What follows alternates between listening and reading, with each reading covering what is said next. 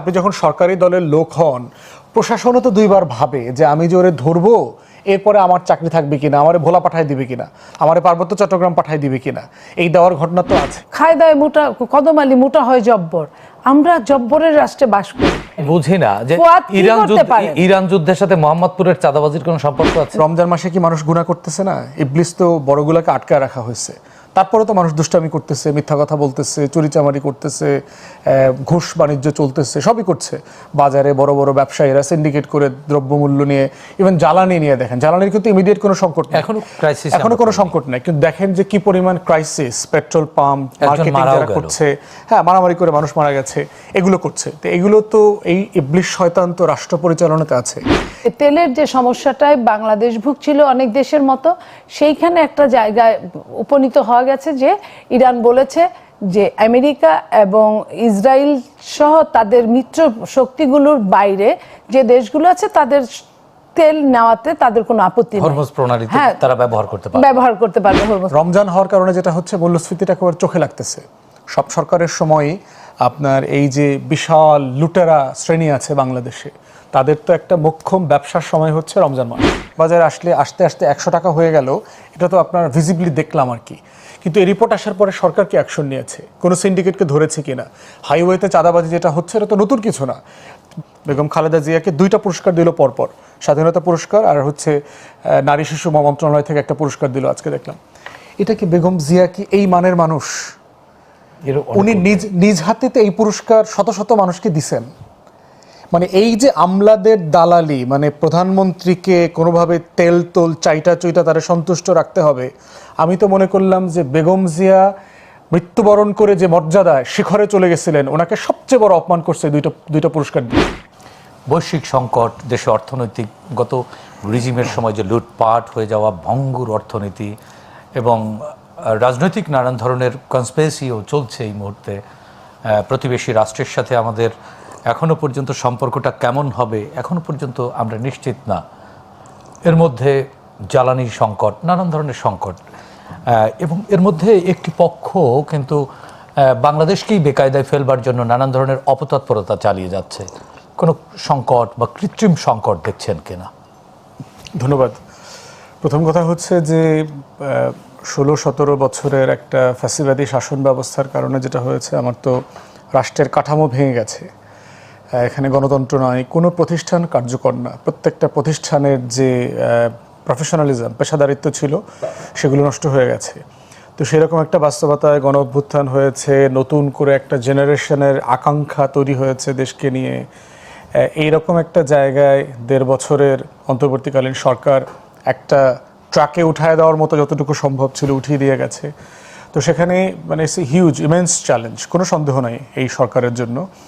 এবং এর মধ্যে আছে যে আপনার এই আকাঙ্ক্ষাকে বাস্তবতার সাথে অ্যাড্রেস করা, এটা হলো আমার কাছে মনে হয়েছে যে বাংলাদেশে কোনো সরকার সাম্প্রতিক সময়ে দায়িত্ব নেয় নাই যে এত পরিমাণ আকাঙ্ক্ষার বোঝা নিয়ে ক্ষমতায় আসছে। ইনফ্যাক্ট সেটা 71-এও এরকম ছিল, যুদ্ধ, ওটা বাস্তবতা ছিল যে এরপরে কারো কাছে আকাঙ্ক্ষাই ছিল না। সো যেটা হয়েছে যে বিএনপি সরকারের কাছে এখন গণ অভ্যুত্থানের একটা বিশাল আকাঙ্ক্ষা আছে, তার দলের 31 দফার একটা আকাঙ্ক্ষা আছে, যুগপৎ আন্দোলনে যারা ফ্যাসিবাদ বিরোধী আন্দোলন করেছে সবার একটা সম্মিলিত আকাঙ্ক্ষা আছে, ঐকমত্য কমিশনের আকাঙ্ক্ষা আছে, জুলাই সনদের যেটা স্বাক্ষর করা হয়েছে সেটা বাস্তবায়নের আকাঙ্ক্ষা আছে।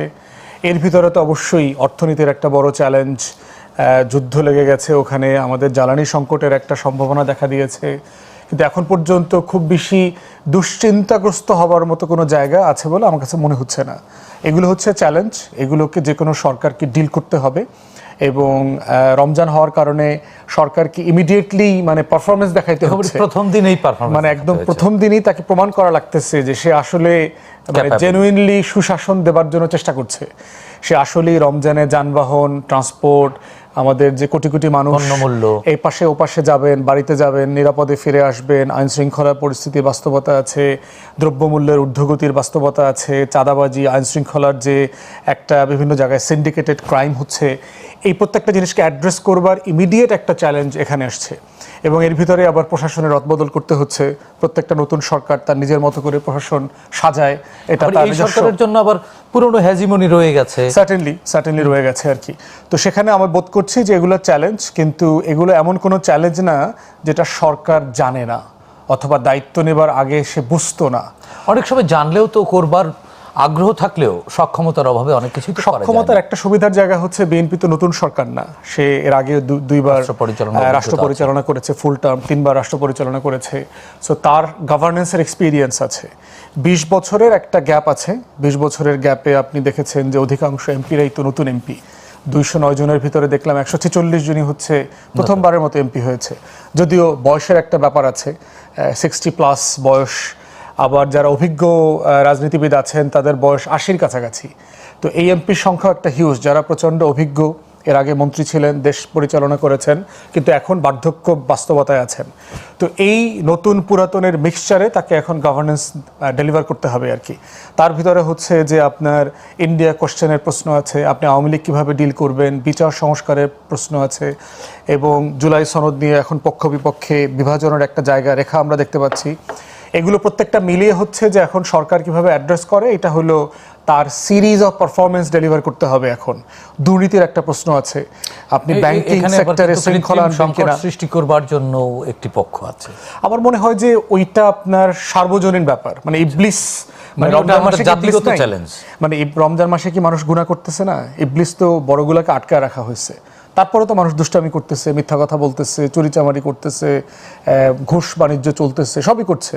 বাজারে বড় বড় ব্যবসায়ীরা সিন্ডিকেট করে দ্রব্যমূল্য নিয়ে, ইভেন জ্বালানি নিয়ে, দেখেন জ্বালানির কিন্তু ইমিডিয়েট কোনো সংকট নেই, এখনো কোনো সংকট নেই, কিন্তু দেখেন যে কি পরিমাণ ক্রাইসিস, পেট্রোল পাম্প, মার্কেটিং যারা করছে, হ্যাঁ মারামারি করে মানুষ মারা গেছে, এগুলো করছে। তো এগুলো তো এই ইবলিস শয়তান তো রাষ্ট্র পরিচালনাতে আছে, এবং এই বাস্তবতাকে মেনে নিয়েই আপনার গভর্নেন্স ডেলিভার করতে হয় সব জায়গাতে।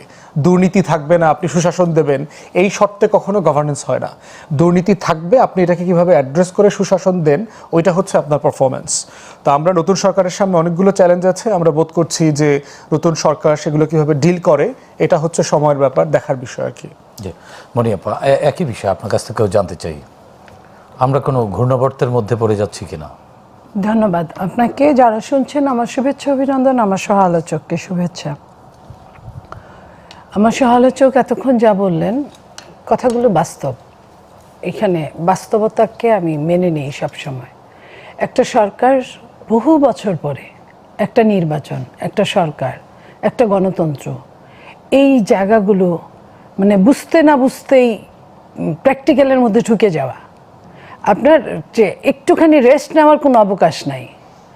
যে ইলেকশন 12 তারিখ, 17 তারিখে দায়িত্ব গ্রহণ করা, 18 তারিখ থেকে রমজান, এই যে রমজান শুরু হলো, এখন পর্যন্ত এই চ্যালেঞ্জের উপর মরার উপর খাড়ার ঘা হিসেবে মানে বৈষয়িকভাবে যে যুদ্ধটা আসছে, সেই যুদ্ধের জন্য এবং যে কোনোভাবেই হোক না কেন এই যুদ্ধের প্র্যাকটিক্যাল লাইফে আমরা জড়িত। প্র্যাকটিক্যাল লাইফে মানে এই দেশগুলোতে, মিডল ইস্টগুলোতে আমাদের ভাই বোনেরা ওখানে জব করে, যে রেমিটেন্সটা দিয়ে এই দেশটা চলে, এই রেমিটেন্সটা তাদের রাতারাতি চাকরির ক্ষেত্রে যাচ্ছে না, যারা দেশে আসছে তারা ঢুকতে পারছে না। যোগ করি এই রেমিটেন্স যারা পাঠায়, এদেরকে আমরা রেমিটেন্স যোদ্ধা বলেছিলাম। জুলাই গণ অভ্যুত্থানে তাদের বিশাল অবদান, তারা রেমিটেন্স বন্ধ করে দেবার কারণেও কিন্তু সরকারের অনেকটা ত্বরান্বিত হয়েছে। সুতরাং তাদের এই দুঃসময় রাষ্ট্র হিসেবে আমরা তাদেরকে কতটুকু পাশে থাকতে পারছি? দেখেন তাদের দুঃসময় রাষ্ট্র, যেটা আমি যদি আমার এলাকার মন্ত্রী এম রাশিদুজ্জামান মিল্লাত সাহেব, বিমান মন্ত্রী, যে কথাটা বলেছেন যে কোনো বিদেশি রেমিটেন্স যোদ্ধাদের স্যার বলতে হবে আপনার, এটা শিষ্টাচার বিমানবন্দরে, যেটা এই শিষ্টাচারটা এই দেশে ছিল না। আমি বলি এই শিষ্টাচারটা এই দেশে ছিল না, এই দেশের জনগণ অভ্যস্ত না, এই দেশের সার্ভেন্ট মানে গভর্নমেন্ট সার্ভেন্টরা নিজেকে গভর্নমেন্টের মালিক মনে করে, সার্ভেন্ট মনে করে না। তারা মালিকদের সাথে সার্ভেন্টের আচরণ করে, এটাতেই অভ্যস্ত ছিল বাংলাদেশ প্রায় 55 বছরের কিন্তু বাংলাদেশ। আপা, আমার বেসিক প্রশ্নের জায়গা সেটি আপনি যেহেতু মধ্যপ্রাচ্য প্রসঙ্গ তুললেন, মধ্যপ্রাচ্যে আমাদের প্রায় 60 লাখের মতো আমাদের ইতিমধ্যে আমাদের পররাষ্ট্রমন্ত্রী, পররাষ্ট্র উপদেষ্টা ওনারা বলেছেন তাদের পাশে কিভাবে থাকা যায়, তাদের সাথে কথা বলবেন, তাদের ওইখানে যাবেন এবং এখন গিয়েছেনও এই ব্যাপারগুলো নিয়ে ডিল করতে পররাষ্ট্রমন্ত্রী সম্ভবত বাংলাদেশের বাইরে। সো এই জায়গাগুলোতে কিভাবে তাদের জন্য ভালো কিছু করা যায় যেটার উপর আমাদের হাত নাই, ঘটনা ঘটে যাচ্ছে, সেইখানে আমরা আমাদের ভাই বোনগুলোকে নিরাপদ জায়গায় রাখবো, নিরাপদে তাদের যেটাই হোক না কেন। সরাসরি রেমিটেন্সের উপর হিট আসবে, এটা আসতেই পারে, এটা আসবে, এটা এখানে কিছু করার নেই। পার্বণগুলোতে কিন্তু রেমিটেন্স প্রবাহটা বাড়ে। যে জায়গায় আপনার অফিসটা উড়ে যাচ্ছে যুদ্ধে, যেখানে কারোর সঙ্গে কারো সংযোগ নাই, সেখানে সে মাসের বেতনটা কিভাবে পাবে? এটা স্বাভাবিক ব্যাপার। এই স্বাভাবিক ব্যাপারটাকে স্বাভাবিক হিসেবে নিয়ে তাদের কাছে তাদের কতটুকু করোনাকালীন সময়ের মতো তাদেরকে কিভাবে প্রণোদনা দেওয়া যায়, তাদের পাশে কিভাবে দাঁড়ানো যায়, তাদের পাশে থেকে কিভাবে তাদেরকে উৎসাহ দেওয়া যায় এবং ওখানে যদি কোনো তাদের পরিবারগুলোর পাশে কিভাবে দাঁড়ানো যায় এবং তাদের যদি আল্লাহ না করুক কোনো ইনজুর্ড হয়, মৃত্যু হয়, সেখানে তাদের লাশগুলোকে কিভাবে আনা যায়, তাদের ইনজুর হলে তাদেরকে কিভাবে চিকিৎসা দেওয়া যায় আলাদাভাবে বাংলাদেশের অ্যাম্বাসেডরদের মাধ্যমে এই কাজগুলো খুব ত্বরিত করার জন্য সরকার অবশ্যই চেষ্টা করছে। যদিও এখানে খুব কম সময়ের সরকার, এটাও আমাদেরকে বুঝতে হবে। একটা সরকার বুঝে ওঠার আগেই এই ঘটনাটা ঘটে গেছে এবং এই ঘটনাটা ঘটতে পারে, এটা কিন্তু অনেক দিন যাবতই প্রচলিত ছিল। ঘটনাটা ঘটেছে এখন, কিন্তু এটা আগেও ঘটতে পারতো, পরেও ঘটতে পারতো। এখন সেটার মধ্যে একটা ভালো যে কাজটা, যেটা দিক যে তেলের যে সমস্যাটায় বাংলাদেশ ভুগছিল অনেক দেশের মতো, সেইখানে একটা জায়গায় উপনীত হওয়া গেছে যে ইরান বলেছে যে আমেরিকা এবং ইসরায়েল সহ তাদের মিত্র শক্তিগুলোর বাইরে যে দেশগুলো আছে তাদের তেল নেওয়াতে তাদের কোনো আপত্তি নেই। হরমুজ প্রণালীতে তারা ব্যবহার করতে পারবে হরমুজ প্রণালী। এই জায়গাটায় আমরা ইনশাল্লাহ তেলের সমস্যাটা কাটিয়ে উঠতে পারবো, কারণ তেলের সমস্যাটা থাকলে সমস্ত সমস্যাটা কিন্তু তেলের সাথে ইনভলভ। যেমন রেমিটেন্সের সাথে সমস্ত সম্পর্ক ইনভলভ হলেও কোনোখান থেকে আমি ধার কর্য করে চলতে পারবো, বাট তেল না থাকলে কিন্তু আমার সমস্ত মেশিনপত্র সমস্ত কিছু স্থবির হয়ে যাবে। সেই জায়গাটায় আমরা একটা বলতে পারেন স্বস্তির নিঃশ্বাস ফেলতে পারি। এখন তেল আসার পরে তেল ওয়ে আছে, তেল মন্ত্রী, জ্বালানি মন্ত্রী বলেছেন যে কোনো সমস্যা হবে না, আমরা দেখছি এবং আমরা বিশ্বাস করি ইনশাআল্লাহ এই সমস্যাগুলো সমাধান হয়ে যাবে। বৈশ্বিক পরিস্থিতি এবং আমাদের যে অর্থনৈতিক অবস্থা আমরা দেখলাম আজকে আবার মুদ্রাস্ফীতি 9.13% পৌঁছেছে, এটি গত 10 মাসের মধ্যে সর্বোচ্চ। এর প্রভাব তো আসলে নাগরিক জীবনে পড়বে এবং আমাদের অর্থনীতিকে নতুনভাবে ভোগান্তিতে ফেলতে পারে এবং সেই চ্যালেঞ্জগুলো কেমন হতে পারে, তার ব্যাড ইম্প্যাক্টটা কতটা প্রকট হতে পারে। মুদ্রাস্ফীতি টেকনিক্যালি আরো বেশি হবে। আওয়ামী লীগের সময় আমরা দেখেছি যেটা আপনার বিবিএস থেকে যে সরকারি ডেটা যেটা আসে এবং আমরা আমাদের পার্সোনাল এক্সপিরিয়েন্সে বাজারে ধরেন আপনি 10টা আইটেম জাজ করলেই আপনি বুঝবেন গত সপ্তাহ টু সপ্তাহ, ডে টু ডে, মানে মাসের পর মাস, মান্থ অন মান্থ বেসিস কি পরিবর্তনটা হচ্ছে। তো আমাদের এখানে মুদ্রাস্ফীতি অলওয়েজ 20-এর কাছাকাছি ইনফ্যাক্ট। তো প্র্যাকটিক্যালি এটা আসে না কেন, সরকারের মেজারমেন্টে আছে, সব সরকার এগুলো একটু লুকানোর চেষ্টা করে, করায়টরে মোটামুটি 10-এর নিচে রাখার চেষ্টা করে আর কি। তো আর রমজান হওয়ার কারণে যেটা হচ্ছে মূল্যস্ফীতিটা একেবারে চোখে লাগতেছে। সব সরকারের সময়ই আপনার এই যে বিশাল লুটেরা শ্রেণী আছে বাংলাদেশে, তাদের তো একটা মোক্ষম ব্যবসার সময় হচ্ছে রমজান মাস। তারা হেন কোনো পণ্য নাই, চিনি বলেন, খেজুর বলেন, বুট বলেন, তারপরে এই জ্বালানির আবার একটা অংশ যোগ হয়েছে, হ্যাঁ একদম সবকিছুতে। তো এই প্রত্যেকটা আইটেমকে ঘিরে তারা তো বিশাল সিন্ডিকেট ম্যানেজ করে। গত রমজানে যেটা আমরা দেখেছিলাম যে আপনার রমজান শুরু হওয়ার আগেই কিন্তু মোবাইল কোড অ্যাক্টিভ হয়ে গেছিল এবং মোবাইল কোড অ্যাক্টিভ হয়ে যাওয়ার কারণে যেটা হচ্ছে মন্ত্রীরা, অ্যাডভাইজাররা মনে আছে আপনার বাজারে বাজারে গেছে, মোবাইল কোড এনফোর্স করছে। কিন্তু বর্তমান সরকার তো দায়িত্ব নিয়ে বুঝে ওঠার আগেই সিচুয়েশনে রমজান চলে আসছে। এবার দেখলাম যে মোবাইল কোড নাম্বার পরে ব্যবসায়ীরা রুখে দিয়েছে পলিটিক্যাল প্রেসারে, এবং রুখে দিচ্ছে কারা? যারা রাজনৈতিকভাবে প্রভাবিত লোক। কিন্তু এই রাজনৈতিক দুর্বৃত্তায়ন থাকবে না, এটি তো আপনাদের সবগুলো রাজনৈতিক দলের ম্যান্ডেট।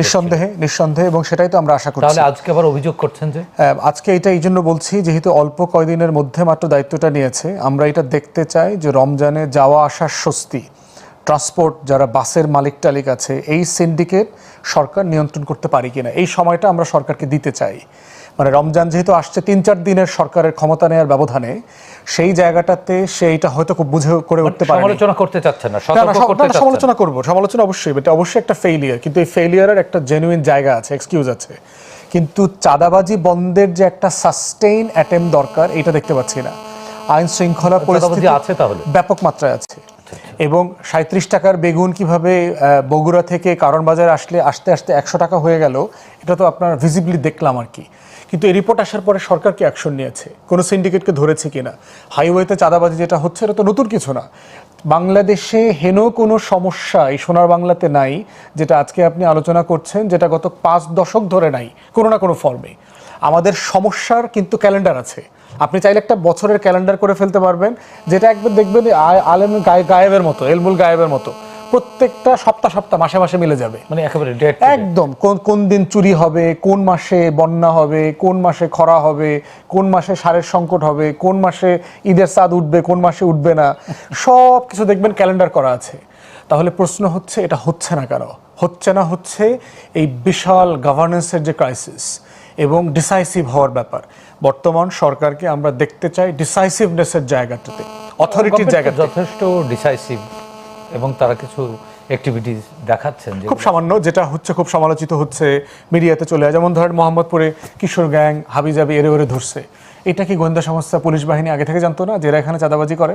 এরা তো অনেক দিন থেকে চাঁদাবাজি করতেছে, এরা তো নির্বাচনে বিএনপি নির্বাচনও করছে। তাহলে প্রশাসন তখন ধরে নাই কেন, প্রথম দিন ধরে নাই কেন? তাহলে প্রশ্ন হচ্ছে, আপনি যখন সরকারি দলের লোক হন, প্রশাসনও তো দুইবার ভাবে যে আমি যে ওরে ধরবো এরপরে আমার চাকরি থাকবে কিনা, আমারে ভোলা পাঠাই দিবে কিনা, আমারে পার্বত্য চট্টগ্রাম পাঠাই দিবে কিনা, এই দেওয়ার ঘটনা তো আছে।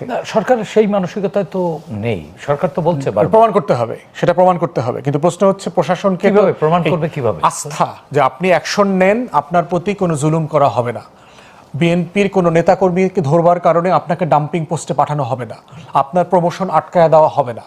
এই আস্থা তো প্রশাসনের মধ্যে তৈরি হতে হবে, কারণ সে তো একটা প্রশাসনিক বাস্তবতায় কাজ করে অভ্যস্ত, যে সরকারি দলের নেতাকর্মী ধরলে পরে আমার ডাম্পিং পোস্ট হয়, আমার প্রমোশন আটকে যায়। এরকম কি প্রবণতা দেখা যাচ্ছে? খুব ডমিনেন্টলি আছে প্রশাসনের ভিতরে, ডমিনেন্টলি আছে, এবং এটা আপনাকে সরকারকে এটাকে অ্যাড্রেস করতে হবে। এবং এই কারণেই তো আসলে শেখ হাসিনা ফ্যাসিস্ট হয়ে উঠেছে। বাস্তবতা তাই, মানে আপনি যখন আমরা ভাঙতে পারিনি, বাস্তবতা তাই। এবং এই যে দেখেন আমলারা দুইটা, আপনি যদি ইস্যু থাকে আমি আলোচনা করবো, 2টা পুরস্কার দিল বেগম খালেদা জিয়াকে, 2টা পুরস্কার দিল পরপর, স্বাধীনতা পুরস্কার আর হচ্ছে নারী শিশু মন্ত্রণালয় থেকে একটা পুরস্কার দিল আজকে দেখলাম। এটা কি বেগম জিয়া কি এই মানের মানুষ? উনি নিজ হাতে এই পুরস্কার শত মানুষকে দিছেন। মানে এই যে আমলাদের দালালি, মানে প্রধানমন্ত্রীকে কোনোভাবে তেল তোল চাইটা চুইটা তারা সন্তুষ্ট রাখতে হবে। আমি তো মনে করলাম যে বেগম জিয়া মৃত্যুবরণ করে যে মর্যাদায় শিখরে চলে গেছিলেন, ওনাকে সবচেয়ে বড় অপমান করছে দুইটা পুরস্কার দিয়ে। এই পুরস্কার ওনার সাথে যায় না, উনি এটার যোগ্য না। আমরা একটু আপার কাছ থেকে শুনে আসি, আপনাদের রাজনৈতিক দল আপা ফুয়াদ ভাই তো অনেকগুলো, এটি আমি বলবো ওনার কষ্টের কথা বললেন, এটি অভিযোগ ঠিক না, উনি যে প্রত্যাশা করেছিলেন প্রত্যাশাটা প্রাপ্তিযোগ হয়নি, কেন হচ্ছে না? দেখেন, আসলে একটা সরকারকে 100 দিন সেটাকে হানিমুন পিরিয়ড বলা হয়। আমরা অন্তর্বর্তীকালীন সরকারেরও 100 দিন আমরা হানিমুন পিরিয়ডই বলেছি। আর এটা নির্বাচিত সরকার। তার আগে বিএনপির আপনার অভিজ্ঞতা ছিল দেশ শাসনের, কিন্তু আজকের যিনি প্রধানমন্ত্রী, মাননীয় প্রধানমন্ত্রীর কিন্তু ব্যক্তি অভিজ্ঞতাটা তার নাই সরকারের প্রধান হিসেবে। সো তারও কিন্তু ধাক্কা খেতে হতে পারে টুকটাক। আর যেখানে আপা আপনার সাথে যোগ করি, 2008 সালে কিন্তু আমরা 9 সালে ওই সরকারের হানিমুন পিরিয়ডে কিন্তু আমরা পিলখানা হত্যাকাণ্ডও দেখেছি, এটাও কিন্তু হানিমুন পিরিয়ড ছিল। জি, যে কারণে ওই পিলখানা নিয়ে অনেক কিছু হয়েছে। আমি হানিমুন পিরিয়ড বলে তো বলতে চাই না, ছেড়ে দেয়া যাবে না, আমি আর ওটা বলতে চাই না। ওই আলোচনা না, হানিমুন পিরিয়ড হলেও ওটা নট মানে একদম জাতীয় ছিল, ওটা আন্তর্জাতিক জাতীয় মিলে ছিল, এবং সেইখানে নতুন সরকারের অনেক হস্তক্ষেপ ছিল, যে হস্তক্ষেপগুলো না থাকলে হয়তোবা এই সমস্যাগুলো 57 জন অফিসারকে আমাদের হারাতে হতো না যদি আমরা সঠিক সময়ে যদি আমরা আমাদের আলোচনার বিষয়টা না, ফুয়াদ ভাই যেটি বোঝাতে চেয়েছেন, আমি যতটুকু বুঝতে পেরেছি, ফুয়াদ ভাই হয়তো বোঝাতে চেয়েছেন যে আমলাতন্ত্রের যে তেলবাজি, সোজা বাংলায় আমি যদি বলা আপনাকে হয়, বলি আমলাতন্ত্রের আবারও শুরু তেলবাজি, হয়ে গেছে। আমি বলছি, আমি তার আগে ফুয়াদ ভাইয়ের আগে আমি কিন্তু বলেছিলাম যে সার্ভেন্ট তারা নিজেকে মালিক মনে করে, আর মালিককে তারা সার্ভেন্ট বানিয়ে রাখে। যে দেশের ট্যাক্স দেয়, যে দেশের জন্য কাজ করে, যে বাইরে গিয়ে কাজ করে, সে রেমিটেন্স পাঠায় তো ওই সার্ভেন্টদের চলতে হয়। তাদেরকে কিন্তু তারা যে বিহেভ করে, এটা আমরা যারা বিদেশে যাই বা আসি এবং দেশের ভেতর দিয়ে যখন ঢুকি, আমরা কিন্তু প্রায় সবাই কিন্তু অবলোকন করি যে বিহেভটা তারা করে। সো এই জায়গা থেকে আমরা বলতে চাই এটা হচ্ছে লাল ফিতার দৌরাত্ম্য। এটা ব্রিটিশ থেকে আমলাতন্ত্রকে এইভাবে সাজানো হয়েছিল যে এটা আর চেঞ্জ হয় নাই ওইভাবে। কিন্তু আপনাদের দলের যারা আছে, যারা বিভিন্ন ছোটখাটো অপকর্মে জড়িত, ফুয়াদ ভাই অভিযোগ করলেন, তাদের ব্যাপারে আপনারা যে সিদ্ধান্ত নিচ্ছেন সেগুলো পর্যাপ্ত না আসলে। এটা আমি আবারও বলছি, আপনি মাত্র 1 মাসও হয় না যে সরকারে, আপনি সেইখানে এখনই জাস্টিফাই করতে পারেন না। বিএনপির বয়স 1 মাস না। আমি বলি, এর আগে বিএনপি বহু বছর না সরকারি দল না বিরোধী দল ছিল, তারা তাদের কথাগুলো মানে বলার মতো, কাজ করার মতো কোনো ক্ষেত্রই ছিল না তাদের জন্য। তো এই মাত্র হালে পানি পেয়েছে, এর মধ্যে দেশের এবং আন্তর্জাতিকভাবে এত সমস্যা, এই সমস্যাগুলোর সঙ্গে নতুন সরকারের নতুনত্ব সব মিলে আপনাকে একটা সময় অপেক্ষা করতে হবে। আপনি কি করতে পারেন? আমি বুঝি না যে ইরান যুদ্ধের সাথে মোহাম্মদপুরের চাঁদাবাজির কোনো সম্পর্ক আছে? না, ইরান যুদ্ধের সাথে চাঁদাবাজির কোনো সম্পর্ক নেই। এই জন্য মোহাম্মদপুরে মাইকিং করে অ্যারেস্ট করা হয়েছে। ইরান যুদ্ধে তো মাইকিং করে আপনার বম্পিং করা হয় নাই, মাইকিং ছাড়াই বম্পিং করা হয়েছে। সো আপনাকে বুঝতে হবে যে একবারে যদি আমি সবগুলোকে ধরি তাহলে কিন্তু ষড়যন্ত্র আরো ঘরে বাইরে সবখানে থাকতে পারে। সেই জন্য আমাকে আস্তে ধীরে মিনিমাম একটা সময় হাতে নিয়ে আমাকে কাজ করতে হবে। সেই মিনিমাম সময়টা হাতে নেওয়ার মতো সুযোগ এবং সময়টা আপনাকে দিতে হবে। ফুয়াদ ভাই তো বলছেন যে না, আরো বেশি দৃশ্যমান হবার কথা ছিল। দৃশ্যমান হয় নাই, কারণ দৃশ্যমান হয় নাই এই কারণে যে সরকারের হ্যান্ডসগুলো যেগুলো তারা স্ট্রং আছে, যে কারণে দৃশ্যমানটা ওইভাবে হয়নি। যে চাঁদার নইলে এর আগে আমরা কিন্তু ইন্টারিম গভর্নমেন্টেরও কিন্তু ঈদ দেখেছি, চাঁদাবাজি কিন্তু বন্ধ হয় নাই, হতে পারে নাই। তার আগে সরকারের কথা তো বললামই না। ঘাটে ঘাটে ঘাটে ঘাটে 35 টাকার 37 টাকার বেগুন 100 টাকা হয়ে যায় যেভাবে, তার চেয়েও আরো অনেক অনেক বেশি আপনার অনেক সমস্যা হয়। একটা টিকিট বাসের বা ট্রেনের একটা টিকিট যখন 200 টাকার টিকিটটা 2000 টাকা দিয়ে কিনতে হয়, তখন বুঝতে হবে যে আমরা কোন দেশে বাস করছি।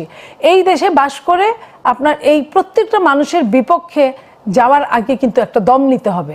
সে দমটা নিয়ে কিন্তু তার জন্য কাজ করতে হবে। কারণ ছোট ছোট মানুষগুলো, রাস্তার যে মানুষগুলো, সাধারণ মানুষগুলো কিন্তু আমাদের জন্য সমস্যা না। আমাদের জন্য সমস্যা আমাদের সাথে যারা ঘাপটি মেরে থাকে, সেটা আপনি প্রশাসন বলেন, আপনি বুদ্ধিজীবী বলেন, আপনি সরকারের দলের বলেন, বা আপনি বিরোধী দলের বলেন। আমি আপনাকে একটা কথা বলি, আপনার তেল নাই কোথাও, একজনের কাছে তেল পাওয়া গেল, সেই মানুষটাকে কেন এটা করেছে? সরকারি দল যাতে বিপদে পড়ে তাকে বদনাম করার জন্য এরকম করা হয়েছে। আমরা দেখেন তার নামও বলি না, অথচ এটা যদি সরকারি দলের কেউ করতো তাহলে কি পরিমাণ অবস্থা হতো। তো ওই যে বলে না যে খায় দায় মোটা, কদমালি মোটা হয় জব্বর। আমরা জব্বরের রাষ্ট্রে বাস করি, এইখানে আপনার আসলে অত বেশি কদমালিরা খেয়ে যায়, মোটা হয় সব। অন্যের অপরাধের দায় বিএনপিকে বয়ে বেড়াতে হয় মাঝে মাঝেই, অনেক সময় এটা বয় বেড়াতে হয় আমাদের। আসলে কি ফুয়াদ ভাই তাই? আমরা একটু ফুয়াদ ভাইয়ের কাছ থেকে শুনতে চাই যে বিএনপি আসলে অনেকের অপরাধের দায়ভার বিএনপিকে তো বয়ে বেড়াতে হচ্ছে। সরকার একটা হচ্ছে যে ক্রিমিনাল হচ্ছে ক্রিমিনাল আর কি, সে বিভিন্ন সময় ব্যানার পরিবর্তন করে, রং পাওয়ারের সাথে থাকে। যেমন ধরেন সালম, এই যে সালমের ক্যান্ডিডেটকে আমরা দেখলাম বাংলাদেশ ব্যাংকে বসায় দিছে। এই যে আপনি এর আগে মূল্যস্ফীতির কথা বলেছেন, উনি ব্যক্তি মানুষ কত ভালো খারাপ আমার কিছু যায় আসে না, কিন্তু ব্যাংকের গভর্নর হওয়ার জন্য প্রচন্ড একটা অযোগ্য মানুষ। এখন আপনি যখনই ইনফ্লেশন নিয়ে কথা বলবেন, ইন্টারেস্ট রেট ইনফ্লেশনের যে কমিটি আছে বাংলাদেশ ব্যাংকে, সেখানে দেখলাম একজন অর্থনীতিবিদ উনি রিজাইন করছে কমিটি থেকে। এবং যেই প্রসেসে মনসুর সাহেবকে অপমান করে আওয়ামী লীগের ওই অফিসারদের সমিতির সভাপতি সেক্রেটারি বিএনপির কিছু লোকজন মিলে টিলে করেছে। বিষয়টা মার্কেটকে কি মেসেজ দিয়েছে, ইন্টারন্যাশনাল কমিউনিটিকে কি মেসেজ দিয়েছে যে বাংলাদেশে নবনির্বাচিত সরকারের সময় ব্যাংকের গভর্নরকে লাথি গুতা মেরে চট্টাপট দিয়ে বের করে দেওয়া যায়। তাহলে এইরকম একটা জায়গায় আপনি, আমাদের তো এফডিআই দরকার, আমাদের তো ফরেন ইনভেস্টমেন্ট দরকার, আপনি দুনিয়াকে কি মেসেজ দিলেন? আমার ডোমেস্টিক মার্কেটও তো ইনভেস্টার আছে, তারা আগামী দিনগুলোতে মার্কেটকে কিভাবে ম্যানেজ করবে? তারপরে হচ্ছে এই ব্যাংক তো আরও 40টা যে রেড জোনে থাকা ব্যাংক, তাকে তো মনিটর করতে হবে। তারা কি মেসেজ পাইলো? 5টা ব্যাংকে এসালমের কনসলিডেট করা হয়েছে, এই ব্যাংকগুলোর ম্যানেজমেন্টে কি মেসেজ গেছে? এখানে যারা যারা মানে কাস্টমার ছিলেন, তারা টাকার জন্য বাংলাদেশ ব্যাংকের সামনে প্রতিবাদ করতে গেছেন, তাদেরকে আবার আপনি লাঠিসোঁটা দিয়ে খেদায় দিচ্ছেন। তাহলে প্রশ্ন হচ্ছে যে আপনি কি নিয়তে করতেছেন, তার থেকে বড় জিনিস হচ্ছে যে আপনার মেসেজ কি যাচ্ছে। এই মানুষটা ব্যাংকের গভর্নর হওয়ার মতো কোনো ন্যূনতম যোগ্যতা নাই, অথচ দেখেন নর্মালি কনভেনশনাল ব্যাংকের এমডি হওয়ার যোগ্যতা বলে দেওয়া আছে, মিনিমাম ইডি অথবা ডিএমডি লেভেলে 3 বছরের কাজ করার অভিজ্ঞতা থাকতে হবে। লেখাপড়া অভিজ্ঞতা আরও যা যা আছে, আরও বহু কিছু আছে, আপনার যে রেগুলেশনস আছে। তাহলে যেই লোকটা অন্য ব্যাংকে এমডি চেয়ারম্যান, তো সে ফাইনালি তো বাংলাদেশ ব্যাংক কনফার্ম করবে যে এই লোকটা হইতে পারবে কিনা। ব্যাংক থেকে প্রস্তাব যাবে যে আমি এই লোকটাকে এমডি চেয়ারম্যান হাবিজাবি ডিএমডি বানাইতে চাই, ইডি বানাইতে চাই, আপনি কনফার্ম করেন। তাহলে সেই লোকটার কোয়ালিফিকেশনের অবস্থা কি, এবং সেই লোকটা এসালমের কোম্পানিতে স্পন্সর শেয়ার হোল্ডার। তাহলে এই মেসেজগুলো কি মেসেজ দিচ্ছে? দুদকের চেয়ারম্যান এবং কমিশনাররা রিজাইন করছে, কেন রিজাইন করলো? এই চেয়ারম্যান তো ফার্মলি বিএনপির ক্রাউডের লোক এবং এত কম্পিটেন্ট এবং সৎ মানুষ হিসেবে পরিচিত। সে ম্যাডাম জিয়ার সাথে সে কাজ করেছে, ক্লোজলি কাজ করেছে, খুবই আস্থাভাজন আমলা ছিল ম্যাডাম জিয়ার। তাহলে সেই মানুষটাকে আপনি ওখান থেকে কেন সরাই দিলেন? তাহলে এই যে এসালমকে ক্লিন শিট দেবার একটা গসিপ যে চলছে, সেইটা কি আসলে ন্যায্যতা পাবে আগামী দিনগুলোতে? তাহলে প্রশ্ন হচ্ছে, আপা যেটা বলছেন যে করে একজন দোষ হয় আর একজনের, এটা কি পুরোপুরি সত্য? দিন শেষে সরকারকে দায় নিতে হবে, আপনি করেন বা না করেন। এত ধর্ষণ হয়েছে, এটা কি বিএনপির প্রধানমন্ত্রী গিয়ে কইছে নাকি নেতাকর্মী গিয়ে তুমি ওরে গিয়ে ধর্ষণ করো? বাট ধর্ষণ হইলে একটা দায় সরকারকে নিতে হবে। এখন বিএনপি সরকার দায়িত্বে আছে, তাকে দায় নিতে হচ্ছে। দায় দায়িত্ব সুনাম বদনাম যা আছে সবই সরকারের। আর ইউজুয়ালি হচ্ছে নেগেটিভ খবরের দায় সরকারকে, যে কোনো সরকারকে, সরকার অফ দ্য টাইমকে দায় নিতে হবে। তাহলে সেই জায়গাতে ডিসাইসিভ অ্যাকশনগুলো কোথায়? হ্যাঁ, আমরা দেখেছি ঘটনা ঘটার পরে গ্রেফতার হওয়ার হার আগের যে কোনো সময় থেকে ভালো, খুব র্যাপিডলি গ্রেফতার হওয়া হচ্ছে। কিন্তু আপনি প্রিএমটিভ কাজটা করছেন না কেন? চাঁদাবাজি অ্যাড্রেস করবার জন্য সরকার প্রোঅ্যাক্টিভলি অ্যাকশন নিচ্ছে না কেন? আপনার সিন্ডিকেট হয়েছে, ব্যবসায়ীরা ম্যাজিস্ট্রেটকে হুমকি দিল, আপনি সে ব্যবসায়ীকে গ্রেফতার করলেন না কেন? পুরো রাষ্ট্র কেন সে ম্যাজিস্ট্রেটের পাশে গিয়ে দাঁড়াইল না কেন? কারণ ওই ম্যাজিস্ট্রেট তো রাষ্ট্রকে রিপ্রেজেন্ট করে, ওই ম্যাজিস্ট্রেট তো মানুষের জন্য গেছে, আমার গরিব দুঃখী মানুষ যেন কম দামে অল্প দামে জিনিস পায় সেটার জন্য তো গেছে। তাহলে আপনি সেই ম্যাজিস্ট্রেটের পাশে এজ এ স্টেট দাঁড়াইলেন না কেন? ওই ব্যবসায়ীকে গ্রেফতার করলেন না কেন? এত বড় দুঃসাহস ওই ব্যবসায়ীর কোত্থেকে আসে যে তার সিন্ডিকেটের বিরুদ্ধে কথা বলা যাবে না, অ্যাকশন নেওয়া যাবে না? আবার এই ব্যবসায়ীদের সাথে রাজনৈতিক সম্পর্ক তো আছে। তাহলে এই জায়গাতে আমরা দেখতে চাচ্ছি নতুন সরকার যে সংস্কার, বিচার, গণ অভ্যুত্থান, জুলাই সনদের বাস্তবতায় ক্ষমতায় আসছে, এই প্রোঅ্যাক্টিভ অ্যাকশনগুলো তো আমরা দেখতে চাচ্ছি। কারণ হিউজ আকাঙ্ক্ষা আছে, কিন্তু এটা কিন্তু অন্য কোনো সময়ের সরকার না, কিন্তু স্বাভাবিক সময়ের সরকার না। 6.5 কোটি তরুণ ভোটার, মাথায় রাখতে হবে। আগামী 5 বছর পরের নির্বাচনে 8 থেকে 9 কোটি ভোটার হয়ে যাবে যারা ইন্টারনেট জেনারেশনের ভোটার, যারা এই অভ্যুত্থানের মানে মাস্টার মাইন্ড বলতে পারেন কালেকটিভলি এই জেনারেশন। অতএব সেই জেনারেশন প্রত্যেক দিন আপনাকে দেখছে, সে কিন্তু নিজেকে ডিপ্রেসড মনে করতেছে, হোপলেস মনে করতেছে, বাসায় বসে চাচ্ছেন তারা মুখ ফেরানো শুরু করছে, মানে হতাশ হয়ে যাচ্ছে। তো সে যে আমরা কেন রক্ত দিলাম। আপার কাছ থেকে একটু শুনতে চাই। আপা, ফুয়াদ ভাই বললেন যে একটি প্রজন্ম, যে প্রজন্ম এই অভ্যুত্থান দেখেছে বা এই সময়কে ধারণ করে, তারা হতাশ হয়ে যাচ্ছে। তো একটি রাজনৈতিক দলের প্রাণশক্তি হচ্ছে প্রজন্ম। সেই প্রজন্ম যদি হতাশ হয়, আমি এই প্রজন্মকে স্যালুট জানাই, কারণ এই প্রজন্মকে আমি নিজেও খুব একটা ওই চোখটাই দেখি নাই যে এরা অনেক কিছু করতে পারে। ওরা করে দেখিয়েছে, ওরা আমাদের চেয়ে যে সলিড বুঝে এটাও ওরা বুঝিয়েছে। এবং এই প্রজন্ম ভোট দিবে না এরকম একটা সুরও কিন্তু উঠেছিল নির্বাচনের আগ পর্যন্ত, যে বিএনপির সাথে বয়কট করবে। বয়কট করলে তো বিএনপি দায়িত্বে আসতে না। সো এই প্রজন্ম বিএনপিকে জেনে বুঝে ভোট দিয়েছে। এই প্রজন্ম জানে কতদিন লাগে কাজ করতে, এই প্রজন্ম এটাও জানে এত বিশৃঙ্খলা, আমি বলি এই প্রজন্ম এটাও জানে এত বিশৃঙ্খলাকে কিভাবে পরিষ্কার করতে হয়, শৃঙ্খলায় ফিরিয়ে আনতে হয়, ফিরিয়ে আনার জন্য কতটা সময় দরকার, শৃঙ্খলা ফিরিয়ে আনার জন্য কতটা মানে শক্তিশালীভাবে আপনার নিরপেক্ষতা দরকার। সেই নিরপেক্ষতা একটা দেশের রাষ্ট্র চালানোর জন্য যদি রাজনৈতিক দলের মাধ্যমে হয়, সে রাজনৈতিক দলটার জন্য কতটা চ্যালেঞ্জ, সেই চ্যালেঞ্জ মোকাবেলা করে আমাদের মাননীয় প্রধানমন্ত্রী উনি চেষ্টা করছেন। উনি দেখেন কত কিছু চেঞ্জ নিয়ে এসেছেন। চেঞ্জগুলো কিন্তু দেখতে ছোট ছোট মনে হয়, কিন্তু এটার পেছনে কিন্তু অনেক বড় বড় গল্প। আমরা 55 বছরেই দেখেছি একজন প্রধানমন্ত্রী বিদেশ যায়, এই যে আমি ইন্টারিম গভর্নমেন্টের কথা বলি, তার তো কোনো দল ছিল না, তার কোনো ওরকম শত্রুও ছিল না। তাহলে উনিও যখন যেতেন সমস্ত মন্ত্রীবর্গকে, সমস্ত সচিবদেরকে লাইন দিয়ে দাঁড়িয়ে থাকতে হতো। এই জায়গাটায় কিন্তু উনি সব কেটে ছেটে চারটায় এনেছেন।